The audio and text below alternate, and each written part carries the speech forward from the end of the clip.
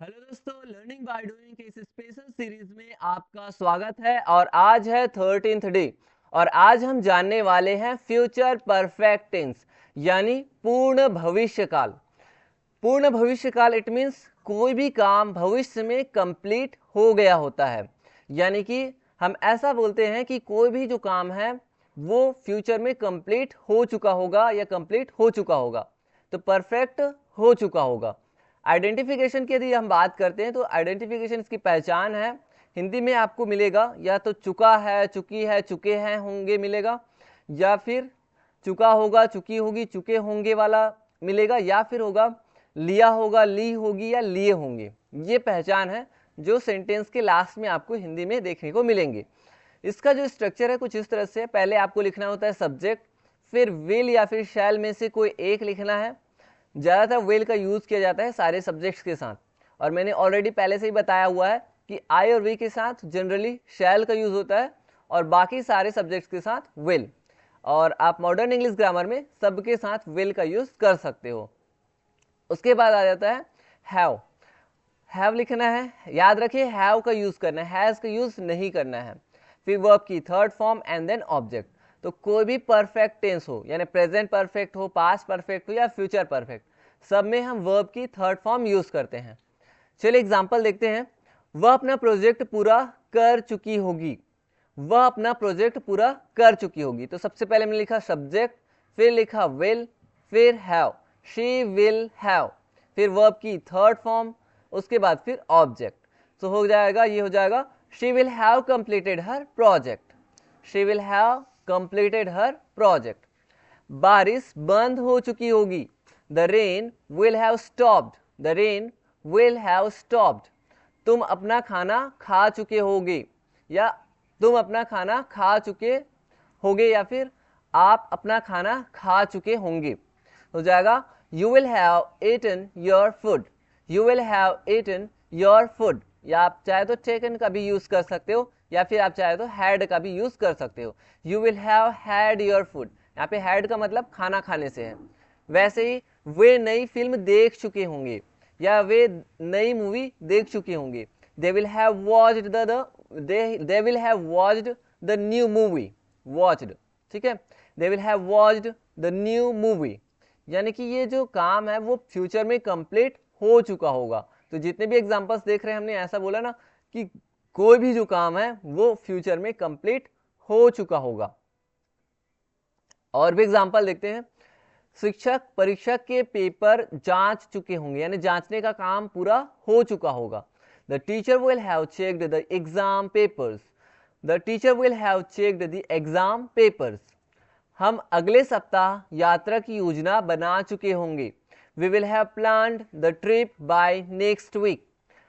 हम अगले सप्ताह यात्रा की योजना बना चुके होंगे। We will have planned the trip by next week. अगले सप्ताह, अगले सप्ताह तक, है ना, अगले सप्ताह या अगले सप्ताह तक के लिए हो जाएगा next week, by next week. तो हो जाएगा हम अगले सप्ताह यात्रा की योजना बना चुके होंगे। तो we will have planned the trip by next week. तो यहाँ पे बाय है इसलिए यहाँ पे एक वर्ड आ जाएगा, हम अगले सप्ताह तक, ठीक है। बाय मीन्स हो गया तक, और नेक्स्ट वीक मतलब अगले सप्ताह। तो इस तरह से बच्चे रात तक सो चुके होंगे। रात तक, रात तक के लिए हो गया, लास्ट में लिख दिया by night. The children will have slept. बच्चे सो चुके होंगे, the children will have slept. रात तक हो गया तो इसलिए बाय नाइट। तुम अपनी पढ़ाई पूरी कर चुके होगे। तुम अपनी पढ़ाई पूरी कर चुके होगे, तो जाएगा you will have finished your studies. You will have finished your studies. So ऐसे ही आप सेंटेंसेस बना सकते हैं फ्यूचर परफेक्ट टेंस में। अब हम देखते हैं एक सेंटेंस को कैसे हम अलग अलग सब्जेक्ट्स को चेंज करके बना सकते हैं। जैसे वह प्रोजेक्ट पूरा कर चुकी होगी, या वह प्रोजेक्ट पूरा कर चुका होगा। इसका हो जाएगा he will have completed the project. he will have completed the project. वह प्रोजेक्ट पूरा कर चुकी होगी, तो हो जाएगा she will have completed the project. वह प्रोजेक्ट पूरा कर चुका होगा, ये कोई निर्जीव या के लिए यूज होता है, या जानवरों के लिए, एनिमल्स के लिए, तो हो जाएगा it will have completed the project. Ram project पूरा कर चुका होगा, Ram will have completed the project. मैं प्रोजेक्ट कंप्लीट कर चुका होऊंगा, होऊंगा हो जाएगा, तो हो जाएगा I will have completed the project. हम प्रोजेक्ट पूरा कर चुके होंगे, तो ये हो जाएगा वी विल हैव या we shall have completed the project. तुम प्रोजेक्ट पूरा कर चुके होंगे या आप प्रोजेक्ट पूरा कर चुके होंगे, you will have completed the project. Way project complete कर चुके होंगे, तो ये हो जाएगा दे will have completed the project. Ram project पूरा कर चुका हो, राम और श्याम प्रोजेक्ट पूरा कर चुके होंगे, तो ये हो जाएगा Ram and Shyam will have completed the project. आप चाहें तो इसे सिर्फ इंग्लिश में भी प्रैक्टिस कर सकते हैं, बाकी सेंटेंसेस को जोड़ करके, ठीक है। तो ऐसे प्रैक्टिस करिए, I we you they he she it और कोई नाम ऐड करके। अब हम देखते हैं स्ट्रक्चर, जिसमें हम देखते हैं ये होता है हमारा पॉजिटिव स्ट्रक्चर। पॉजिटिव स्ट्रक्चर में क्या होता है, सब्जेक्ट ऑल के बाद will shall plus have plus verb की third form and then object. तो यहाँ पे ना दो हेल्पिंग वर्ब है ना, दो हेल्पिंग वर्ब रहेगा। तो दो हेल्पिंग वर्ब अगर आपको दिखाई देते हैं या दो से ज्यादा भी दिखाई देंगे, तो आपको फर्स्ट हेल्पिंग वर्ब के बाद ही नॉट लगाना है, अगर हम नेगेटिव सेंटेंस बनाते हैं तब। देखिए यहाँ पे, और ये वाला जो पार्ट है ना वो एज इट इज रहेगा हर पार्ट में। देखिए यहाँ पे have plus V3 plus object, have plus V3 plus object, इस तरह से। फिर इंट्रोगेटिव बनाते हैं तो वेल सेल को सामने ले आना है, ये नेगेटिव हो गया। फिर इंट्रोगेटिव प्लस नेगेटिव बनाते हैं तो फिर यहाँ पे सब्जेक्ट की जस्ट बाद नॉट लगाना है। फिर WH क्वेश्चन, फिर WH प्लस नेगेटिव, जिसमें WH को जस्ट सामने ऐड करना होता है। अब हम देखते हैं एक एग्जाम्पल, जिसमें हम देखेंगे कि कैसे यूज होता है, यानी कैसे हम 6 तरह के सेंटेंसेस बना सकते हैं। तुम अपनी पढ़ाई पूरी कर चुके होगे, तुम अपनी पढ़ाई पूरी कर चुके होगे, तो इसका क्या हो जाएगा, you will have finished your studies, you will have finished your studies. तुम अपनी पढ़ाई पूरी नहीं कर चुके होगे, तो हो जाएगा you will not have finished your studies. क्या तुम अपनी पढ़ाई पूरी कर चुके होगे, will you have finished your studies. क्या तुम अपनी पढ़ाई पूरी नहीं कर चुके होगे, will you not have finished your studies. तुम अपनी पढ़ाई पूरी क्यों कर चुके होगे, तो हो जाएगा why will you have finished your studies. तुम अपनी पढ़ाई पूरी क्यों नहीं कर चुके होगे, तो इसका हो जाएगा why will you not have finished your studies. इस तरह से 6 सेंटेंसेस बना सकते हैं। आप चाहें तो वाई को हटा करके इसकी प्लेस पे वेन यूज कर सकते हैं, तो इसका मतलब क्या हो जाएगा, वेन या मतलब कब के सेंस में। तुम अपनी पढ़ाई पूरी कब कर चुके होगे, तो हो जाएगा why will you have finished your studies. फिर ये वाला अगर बनाओगे तो फिर भी बना सकते हो, तुम अपनी पढ़ाई पूरी कब नहीं कर चुकी होगी, तो हो जाएगा when will you not have finished your studies. आप चाहें तो हाउ का भी यूज कर सकते हैं, हाउ में कैसे का मीनिंग हो जाएगा। तुम अपनी पढ़ाई पूरी कैसे कर चुके होगे, इस सेंस में। फिर आप चाहें तो वेयर का भी यूज कर सकते हैं, कहाँ के सेंस में। जैसे तुम अपनी पढ़ाई पूरी कहाँ कर चुके होगे, तो ये हो जाएगा where will you have finished your studies, ऐसे। नेक्स्ट देखते हैं, और भी एग्जांपल्स है, और इन एग्जांपल्स का प्रैक्टिस हम करते हैं हर दिन की तरह। जैसे वह अपनी पुस्तक बेच कर पढ़ चुका होगा, बेच कर चुका होगा या बेच चुका होगा, ठीक है। वह अपनी पुस्तक बेच चुका होगा, तो हो जाएगा he will have sold his book. फिर इसका आगे हम बनाते हैं, he will not have sold his book, will he have sold his book, will he not have sold his book, why will he have sold his book, why will he not have sold his book। आप चाहें तो will not का short form won't बोल सकते हैं, shall not का short form shan't बोल सकते हैं, ठीक है। तो इस तरह से शॉर्ट फॉर्म का भी आप यूज कर सकते हैं। हम नई भाषा सीख चुके होंगे, we will have learned a new language, we will not have learned a new language, will we have learned a new language, will we not have learned a new language, why will we have learned a new language, why will we not have learned a new language। इस तरह से बच्चे अपना खेल खेल चुके होंगे, the children will have played their game, the children will not have played their game, will the children have played their game, will the children not have played their game, why will the children have played their game, why will the children not have played their game। ऐसे आप practice करिए। तुम bus station पहुंच चुके होगे, तुम bus station पहुंच चुके होगे। You will have arrived at the bus station. Arrived की जगह पे आप रीच्ड का भी यूज कर सकते हो। रीच्ड का अगर हम यूज करते हैं तो एट लगाने की जरूरत नहीं रहेगी, ठीक है। तो अराइव्ड एट बोलो या फिर रीच्ड द बस स्टेशन बोलो, एक ही मतलब है। तुम बस स्टेशन पहुंच चुके होगे। You will have reached at the bus station. You will not have arrived at the bus station. Will you have arrived at the bus station? Will you not have arrived at the bus station?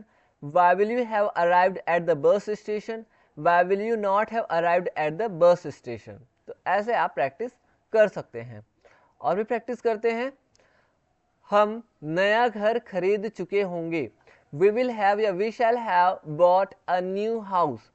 We will not have bought a new house. Will we have bought a new house? Will we not have bought a new house? Why will we have bought a new house? Why will we not have bought a new house? तुम अपनी परीक्षा पास कर चुके होगे। तुम अपनी परीक्षा पास कर चुके होंगे या फिर आप अपनी परीक्षा पास कर चुके होंगे। तो हो जाएगा You will have passed your exam. You will not have passed your exam. Will you have passed your exam? Will you not have passed your exam? Why will you have passed your exam? Why will you not have passed your exam? फिर वे रात तक party कर चुके होंगे। रात तक के लिए हो जाएगा वे रात तक पार्टी कर चुके होंगे। They will have celebrated the party by night. ऐसा लिख सकते हैं, ठीक है, बाय नाइट, रात तक के लिए। वे रात तक पार्टी कर चुके होंगे। They will have celebrated the party by night. They will not have celebrated the party by night. Will they have celebrated the party by night? Will they not have celebrated the party by night? Why will they have celebrated the party by night? Why will they not have celebrated the party by night? वे नया पुल बना चुके होंगे। They will have built a new pool. They will not have built a new pool. Will they have built a new pool? Will they not have built a new pool? Why will they have built a new pool? Why will they not have built a new pool? आप चाहें तो short form का भी use कर सकते हो। Why won't they have built a new pool? ऐसा। अब और भी सेंटेंसेस है जिसका आप प्रैक्टिस खुद से करिए, ये थोड़ा सा लॉन्ग है। हम अगले सप्ताह तक अपनी यात्रा की योजना बना चुके होंगे। We will have planned our trip by next week. We will have planned our trip by next week. वह अगले महीने तक नया कौशल यानी नया स्किल सीख चुका होगा। He will have learned a new skill by next month. He will have learned a new skill by next month. हम अगले रविवार तक अपने दोस्त से मिल चुके होंगे। We shall have या we will have met our friend by next Sunday. We will have met our friend by next Sunday. हम अगले रविवार तक अपने दोस्त से मिल चुके होंगे। वे रात तक अपना खेल खेल चुके होंगे। They will have played their game by night. They will have played their game by night. So in this way, friends, you can practice. So practice makes a man perfect. So dear friends, always practice करिए। Practice जितना ज़्यादा करेंगे ना उतना ही आपके लिए बहुत beneficial रहने वाला है। जितना ज़्यादा जोर जोर से प्रैक्टिस करेंगे, मिरर के सामने आकर के प्रैक्टिस करिए। मतलब कभी भी आप फ्री रहते हैं, आप अकेले भी प्रैक्टिस कर सकते हैं। और कोशिश करिए कि अगर आपके साथ में कोई और है तो और भी ज़्यादा अच्छा रहेगा। मिरर के सामने अपना कॉन्फिडेंस बढ़ाने के लिए प्रैक्टिस करिए ताकि आपका जो कॉन्फिडेंस लेवल है वो बढ़ता जाएगा। अब हम देखते हैं हर दिन की तरह कुछ वर्ब। तो ये वर्ब है, ठीक है, जिसको आपको पर डे याद करना है डेली डोज की तरह। तो मैं एक बार रीड कर देता हूं, जिसमें है अरेस्ट। अरेस्ट मतलब गिरफ्तार करना। तो arrest, arrested, arrested, arresting. Ask, asked, asked, asking. Attack, attacked, attacked, attacking. Bark, barked, barked, barking. यह है बेद, बेद, बेद्ड, बेद्ड, बेदिंग। उसके बाद हो जाएगा beg, begged, begged, begging. Believe, believed, believed, believing. behave, behaved, behaved, behaving। blaze, blazed, blazed, blazing। तो ये कुछ verb है जिसको आप याद करिए। अब हम देखते हैं हर दिन की तरह एक कन्वर्सेशन, जो कि आज हमने स्ट्रक्चर पढ़ा है उसी से रिलेटेड सेंटेंसेस मिलेंगे। तो चलिए मैं एक बार आपको बता देता हूँ। जैसे प्रिया और रिंकू के बीच में बात हो रही है। प्रिया बोलती है, hey Rinku, I am so excited, by next month I will have completed my painting course. तो बोल रही है, हे रिंकू, मैं बहुत एक्साइटिंग हूँ, आज बहुत एक्साइटिंग हूँ, ऐसा वो बोल रही है। आई एम सो एक्साइटेड, मैं बहुत एक्साइटेड हूँ, बहुत रोमांचित हूँ। बाय नेक्स्ट मंथ यानी अगले मंथ तक, आई will have completed my painting course, मैं अगले मंथ तक अपने जो पेंटिंग कोर्स है ना वो कंप्लीट कर चुकी होंगी, ऐसा प्रिया बोल रही है। तो रिंकू बोल रहा है, वाओ दैट्स अमेजिंग, ये तो अमेजिंग है, सरप्राइजिंग है। I am sure you will have learn so many new techniques, और ये बोल रहा है कि मुझे यकीन है कि तुम you will have learn so many new techniques, मुझे यकीन है कि तुम बहुत सारे नए टेक्निक्स, नए नए पद्धति सीख चुके होंगे या सीख चुकी होगी। Have you decided what you will paint first, क्या तुमने डिसाइड किया है? Have you decided what you will paint first, क्या तुमने डिसाइड किया है कि तुम सबसे पहले क्या पेंट करोगी? ये यूएल है, शॉर्ट फॉर्म है ना यू विल का, कि तुम क्या सबसे पहले तुम क्या पेंट करोगी? तो प्रिया बोलती है, यस हाँ, I want to create a series of nature paintings. ये बोल रही है कि मैं जो प्रकृति का जो पेंटिंग है, नेचर पेंटिंग है, नेचर पेंटिंग का जो सीरीज है उसे मैं क्रिएट करना चाहती हूँ। उसके बाद बोल रही है, by the time you visit my house I will have painted a few art works to show you by the time you visit my home. मतलब तुम्हारा मेरे घर तक पहुँचते तक, यानी बाय द टाइम मतलब समय तक, उस समय तक जब तुम मेरे घर में विजिट करोगे ना, उस समय तक मैं I will have painted a few art works to show you, मैं तुम्हें शो करने के लिए कुछ आर्ट वर्क, कुछ कला वाले जो वर्क है ना उसे मैं पेंट कर चुकी होंगी। I will have painted a few art works to show you, तुम्हें शो करने के लिए। ठीक है, तो रिंकू बोलता है, दैट साउंड्स वंडरफुल, ये जो बात है, ये साउंड है वो वंडरफुल है, आश्चर्यजनक है। आई कांट वेट टू सी दिम, मैं उसे देखने के लिए वेट नहीं कर सकता, ऐसा रिंकू बोल रहा है। By then I will have finished my photography project too, और बोल रहा है कि उस समय तक मैं भी अपना जो फोटोग्राफी प्रोजेक्ट है उसे कंप्लीट कर चुका हूँ या फिनिश कर चुका हूँ, खत्म कर चुका हूँ, ऐसा रिंकू बोल रहा है। Maybe we can combine our work, हो सकता है कि हम अपने वर्क को कंबाइन कर सकें। फिर प्रिया बोलती है, दैट्स ग्रेट आइडिया, ये तो बहुत अच्छी आइडिया है, बहुत ग्रेट आइडिया है, एक अच्छा विचार है। तो उसके बाद बोल रहे, imagine how beautiful it will be, imagine करो कि ये कितना ब्यूटीफुल होगा, कितना सुंदर होगा। Your photographs and my paintings together, तुम्हारे फोटोग्राफ और मेरे पेंटिंग साथ साथ। By the end of the year you will have create a stunning art collection, और उसके बाद बोल रहा है, by the end of the year, इस वर्ष के अंत तक हम जो है ना, we will have created a stunning art collection, हम जो है एकदम भव्य, स्टनिंग मतलब बहुत सुंदर, बहुत भव्य, हम जो है क्या कर चुके होंगे, we will have created a stunning art collection, हम स्टनिंग एकदम भव्य आर्ट कलेक्शन क्रिएट कर चुके होंगे। तो रिंकू बोलते हैं, एब्सोल्युटली, बिल्कुल। एंड हु नोज, और कौन जानता है, वो कह रहा है और कौन जानता है, by the time we exhibit our work many people will arrive admired our creativity. और उसके बाद बोल रहा है कि बाय द टाइम हम जो है, एग्जिबिट मतलब होता है उस चीज़ को और बढ़ाना और वर्क करना, एग्जिबिट मतलब एक तरह से सुधार करना और क्रिएट करना एक तरह से। By the time we exhibit our work, हम अपने वर्क को और ज़्यादा उन्नत बना चुके होंगे। ठीक है, by the time we exhibit our work, और इस तरह से हम अपने वर्क को एग्जिबिट कर चुके होंगे, बढ़ा चुके होंगे। And many people will have admired our creativity, और बहुत सारे जो लोग हैं वो हमारे क्रिएटिविटी, हमारे जो रचना है उसकी प्रशंसा कर चुके होंगे। एडमायर मतलब प्रशंसा करना।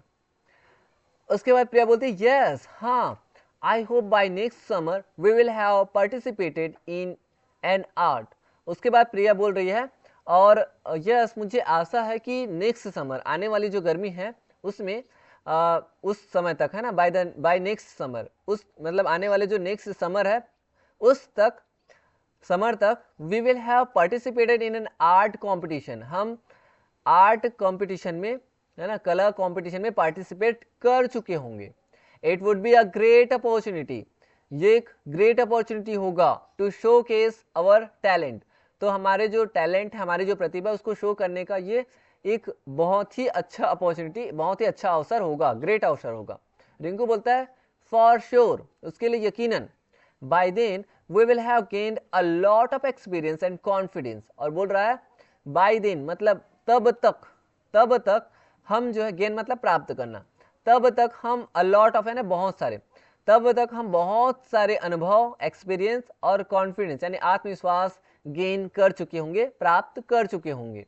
प्रिया बोलती है and maybe by next year we will have become well known artists, और उसके बाद बोल रही है एंड हो सकता है maybe by next year मतलब नेक्स्ट ईयर तक, अगले वर्ष तक, वी विल हैव बिकम हम बन चुके होंगे, वेल नोन आर्टिस्ट मतलब बहुत अच्छा प्रसिद्ध आर्टिस्ट, कलाकार हम बन चुके होंगे। फिर रिंकू बोलता है हा हंसता है ये, दैट्स द ड्रीम, ये वे तो सपना है। By then we will have inspired many young artist too, और उसके बाद बोल रहा है तब तक हम बहुत सारे जो यंग आर्टिस्ट हैं, जो युवा आर्टिस्ट है, युवा कलाकार है, उसको भी इंस्पायर यानी प्रेरित कर चुके होंगे। प्रिया बोलती है एग्जैक्टली बिल्कुल, and by the time we look back at this conversation, और बोल रहा प्रिया बोलती है एंड बाय द टाइम यानी समय तक, we look back at this conversation, और हम देखते हैं इस कन्वर्सेशन को, we will have achieved so much together, और इस कन्वर्सेशन को हम देखते हैं कि हम जो है क्या कर चुके हैं, we will have achieved so much together, achieved मतलब प्राप्त करना, हासिल करना, तो हम जो है बहुत सारी चीजें साथ साथ अचीव कर चुके होंगे। फिर रिंकू बोलता है I love how positive you are, मैं प्यार करता हूँ, मैं पसंद करता हूँ कि तुम कितने पॉजिटिव हो। Let's work hard and make this dream come true, come true का मतलब हो गया let make this dream come true का मतलब है कि सपना को सच हो जाए, तो इसलिए बोल रहे हैं कि let's work hard and make, बोल रहे हैं कि चलो साथ साथ वर्क करते हैं, साथ साथ काम करते हैं और इस सपने को पूरा करते हैं, कंप्लीट करते हैं। तो प्रिया बोलती है यस हाँ, by the time we celebrate our success, यानी हम समय तक अपने जो सक्सेस है उसको सेलिब्रेट करते हैं। क्या, कौन से सक्सेस को? We will have cherished every moment of this journey. Cherished का मतलब होता है एक तरह से उस पल को, उस मोमेंट को क्या करना, एंजॉय करना। We will have cherished every moment of this journey, यानी कि वो बोल रहे हैं कि हम इस जर्नी के हर एक मोमेंट को, हर एक पल को एकदम अच्छे से एंजॉय कर चुके होंगे। एंजॉय या सेलिब्रेट एक तरह से कर चुके होंगे। चेरिश मतलब सेलिब्रेट करना है, उस पल को, मोमेंट को एंजॉय करना बहुत खुशी से। सो इस तरह से ये था कन्वर्सेशन जो कि फ्यूचर कंटिन्यूअस टेंस में था। ये है आपका कल का होमवर्क जो मैंने दिया था, जिसको हम एक बार रीड कर देते हैं। ये पास्ट परफेक्ट टेंस में है। तो चलिए, शिक्षक ने सभी पेपर जांच लिए थे। The teacher had checked all the papers. The teacher had checked all the papers. हम इससे पहले कभी इतना सुंदर सूर्यास्त नहीं देखा था। We had never seen a beautiful sunset before. We had never seen such a beautiful sunset before. Never अपने आप में नेगेटिव होता है, इसलिए यहाँ पे ना नॉट लगाने की जरूरत नहीं रहती। उसने प्रतियोगिता से पहले महीनों तक अभ्यास किया था। He had practiced for months before the competition. He had practiced for months before the competition. उसके बाद उसने नई कार खरीदने के लिए पर्याप्त पैसे बचा लिए थे। तो जाएगा he had saved enough money to buy a new car. He had saved enough money to buy a new car. मैंने यह गीत कई बार सुन चुका था। सो जाएगा I had listened to this song many times. I had listened to this song many times. तो ये था कल के होमवर्क का आंसर। आज आपके लिए होमवर्क कुछ इस तरह से है। तो एक बार आप देख लीजिए, होमवर्क करते रहिए, एक बार कोशिश जरूर करिए, ठीक है। आज आपके लिए विचार है कि अगर एक हारा हुआ इंसान हारने के बाद भी मुस्कुरा दे, है ना, अगर एक हारा हुआ इंसान हारने के बाद भी मुस्कुरा दे, तो जीतने वाले की जीत की जो खुशी है वो खो दी जाती है, यानी जीतने वाला जीत कर भी अपनी जीत की खुशी को खो देता है। तो यह है दोस्तों मुस्कान की ताकत। तो मुस्कान हमेशा अपने चेहरे पे बनाए रखिए, अपने फेस पे मुस्कान स्माइल बनाए रखिए और इसी स्माइल के साथ प्रैक्टिस करते रहिए। आई होप कि आपको आज की जितने भी चीज़ें हैं वो अच्छे समझ में आया होगा और आप रेगुलर प्रैक्टिस कर रहे हैं। तो मिलेंगे दोस्तों नेक्स्ट वीडियो लेक्चर में, तब तक के लिए थैंक यू।